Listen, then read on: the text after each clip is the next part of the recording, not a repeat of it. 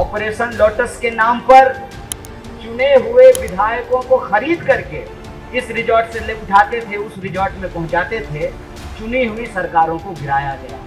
मतलब पहले अमित शाह इस देश के एमएलए चुराते थे। एमएलए को रिजॉर्ट घुमाना छोड़ करके वोट चोरी का कार्यक्रम बनाया गया।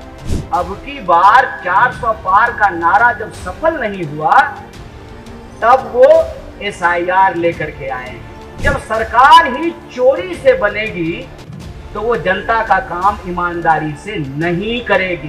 क्या आप सबने देखा कि 2014 के बाद अमित शाह जी के शब्दों में एक क्रोनोलॉजी इस देश में देखने को मिलती है। पहले विरोधियों को डराया गया, धमकाया गया, झूठे मुकदमे करके जेलों में डाला गया। फिर जो एमएलए और एमपी थे, ईडी और सीडी और सीबीआई के दम पे उनको अपने साथ मिलाने की कोशिश की गई और रिजॉर्ट का खेल शुरू हुआ। ऑपरेशन लोटस के नाम पर चुने हुए विधायकों को खरीद करके इस रिजॉर्ट से ले उठाते थे, उस रिजॉर्ट में पहुंचाते थे। चुनी हुई सरकारों को गिराया गया। मतलब पहले अमित शाह इस देश के एमएलए चुराते थे, फिर उनको लगा कि जब चुनाव आयोग हमारा ही है, ईडी अब हमारे कब्जे में है, सीबीआई हमारा तोता बन चुका है, तो स्वाभाविक रूप से उनको लगा कि करोड़ों रुपया एमएलए के ऊपर खर्च करने की जरूरत नहीं है। एमएलए चुराना छोड़ करके, एमएलए को रिजॉर्ट घुमाना छोड़ करके वोट चोरी का कार्यक्रम बनाया गया।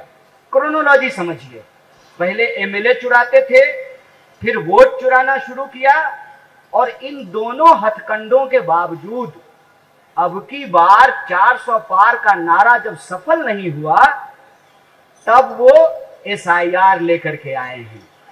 और एसआईआर का जब बिहार की धरती पे पुरजोर विरोध होना शुरू हुआ और लोगों ने कहा कि जो चुनाव आयोग कागज मांग रही है, पहले वो अपना कागज दिखाए, वोटर लिस्ट दे देश की जनता को और बताए कि वोटर लिस्ट में गड़बड़ी क्यों है, क्यों एक लोग का नाम 4 जगह पे है, क्यों जिंदा लोगों का नाम काट दिया गया है, क्यों जो है मरे हुए लोगों का नाम जोड़ दिया गया है, क्यों आधार कार्ड नहीं स्वीकार किया जा रहा है और आवासीय मांगा जा रहा है। जब इस पे हल्ला शुरू हुआ तो चोर ने नया नुस्खा अपनाया है। कल पार्लियामेंट में नया बिल आया है और बिल का नाम है कॉन्स्टिट्यूशनल अमेंडमेंट बिल, और इसमें ये कह रहे हैं कि किसी सीएम पे अगर मुकदमा हो गया तो 30 दिन के भीतर उसको पद से हटा देंगे। क्रोनोलॉजी समझे, देश के लोगों को क्रोनोलॉजी समझना चाहिए। पहले एमएलए चुराते थे, फिर वोट चोरी किया, उसके बाद सीएम चुराने का प्रबंध इन्होंने कर लिया है।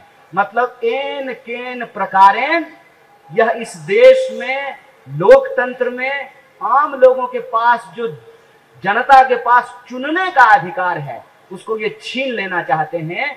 लोकतंत्र को ये लाठी तंत्र बना देना चाहते हैं। और यहाँ जो एक जरूरी बात है जिसपे हर नागरिक को, मैं कहता हूं कि भाजपा के समर्थकों और कार्यकर्ताओं को भी सोचने की जरूरत है कि जब सरकार ही चोरी से बनेगी तो वो जनता का काम ईमानदारी से नहीं करेगी।